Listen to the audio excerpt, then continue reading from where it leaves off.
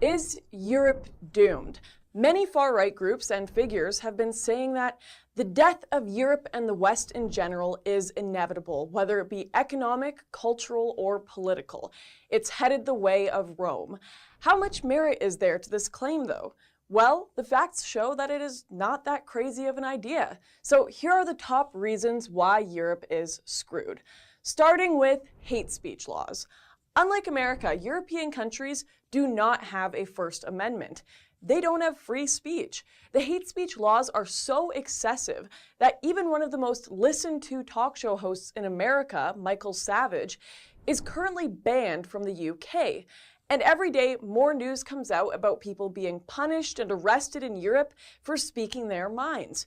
From police raiding the homes of Germans that make right-wing social media posts, to men being arrested in the UK for making anti-Muslim tweets after the Brussels attacks. It never ends. It's not just the police in Europe either. The European Union has been happy to join in. In July, the European Union's executive branch launched plans to combat illegal online hate speech. Their goal? To work with companies like Facebook, Twitter, and YouTube to ensure that anything that they deem to be hate speech does not spread virally. The sites they're working with are given a 24-hour time limit to remove posts. Your nation cannot progress or address problems if it does not have the means to do so. Those means are free speech and open discourse. Our political system, economic systems, philosophies, all of them sprung from the ability to freely compete in the battle of ideas. It's the foundation of our political process, and yet that discourse has been utterly silenced in Europe. Unsurprisingly, all the things that people are being censored from talking about happen to be some of Europe's greatest issues.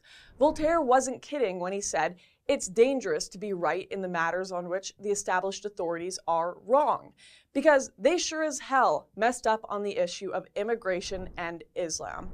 Around 1 million migrants arrived in Europe in 2015, and currently Europe is on track to accept another 3 million according to the EU. This is despite the fact that the situation is admittedly a disaster. Even the biggest advocate of open borders, Chancellor Angela Merkel, has admitted they did not handle the crisis properly or protect the borders in the Schengen zone, and that they have ignored the problems coming along with this migration for far too long. If even Merkel is saying this is a problem, imagine the reaction from people without rose-colored glasses or 24-hour security. The migrant crisis has been a disaster. It has led to a massive influx in crimes, welfare abuse, and terrorism. And speaking of terrorism, let's talk about Islam. Yes, not every Islamist is running around blowing people up, and there are some very decent Muslims out there. But that does not change the fact that Islam, in the way that it is most commonly practiced, is a fascist religion that cannot coexist with the West. Islamic values like Sharia are counter to Western laws and culture. And that has become quite apparent in Europe as you see Islamists segregating themselves into their own enclaves all over the continent. They don't want to be a part of European culture. And these enclaves are not tolerant of non-Muslims or those who do not subscribe to the expectations of Islam. Hence why many of them have been dubbed no-go zones by the police. Islam is about submission, and the European populace will either submit to it or fight it, because it is a growing force across the continent. The most popular name in London for young boys right now is Mohammed. Things are going to look very different 20 years from now. From 1990 to 2010, the Muslim population in the Netherlands nearly tripled. In France, it went up by over 6-fold, and in the UK and Germany, it doubled. And that's just in 2010. Imagine what it'll look like in 2030. That brings me to another reason Europe is screwed, and that would be birth rates. In 2005 to 2010, the birth rates for Muslims and non-Muslims in Europe had a 0.7 difference. So Muslims had nearly double the birth rates of non-Muslims. In fact, there isn't a single country in all of Europe where non-Muslims have a higher birth rate than Muslims. With increased immigration of Muslims and the potential 3 million more migrants entering Europe, it's only a matter of time before Islam becomes the prominent religion in Europe. And Muslims know this. Whether it takes 50, 100, or 200 years, the trajectory is all headed in the same direction until something changes. What is happening right now has been described by French writer Renaud Camus as the Great Replacement. It's essentially the replacement of native populations with immigrants that have no connection to the history or culture of the country and have no intentions of assimilating to or preserving it, therefore shifting the entire identity of European nations, and as a result, killing them. Plenty of intellectuals agree with Camus, and some far-left Marxists even celebrate this death of the West. But what is evident to both sides is that this multicultural experiment has failed, especially when it comes to welcoming cultures that are incapable of coexistence. Is there any solution to this? Well, these countries could begin to put their people first. They could adopt civic nationalism with a strong sense of history, culture, and identity. Unfortunately, many of the people living in Western Europe hate themselves. They've been taught to hate themselves. The UK is constantly bashed for colonialism and are constantly trying to apologize and make up for it, despite the fact that no one alive today was colonizing countries with the British Empire. Then, of course, there's Germany and any other country that was allied with them in World War II that have deep-seated psychological issues linked to historical treatment of Jews and the Holocaust.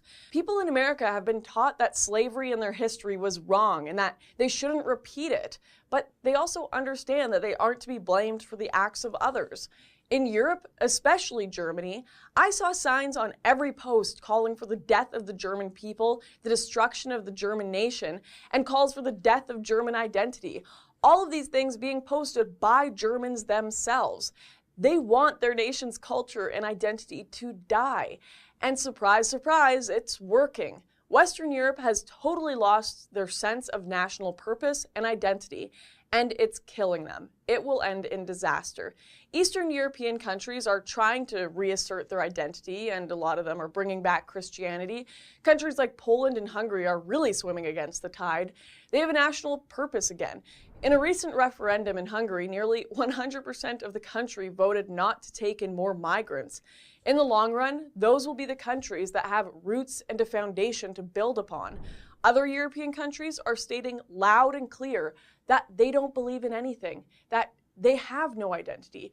When you don't believe in yourself as a country or you don't have a future because of your low birth rates, what is there really? What's the point? Your borders are disappearing, your culture is disappearing, and your people are disappearing. Europe is on its deathbed. People living on the ground can see this a lot clearer than the intellectuals and media elites in their ivory towers.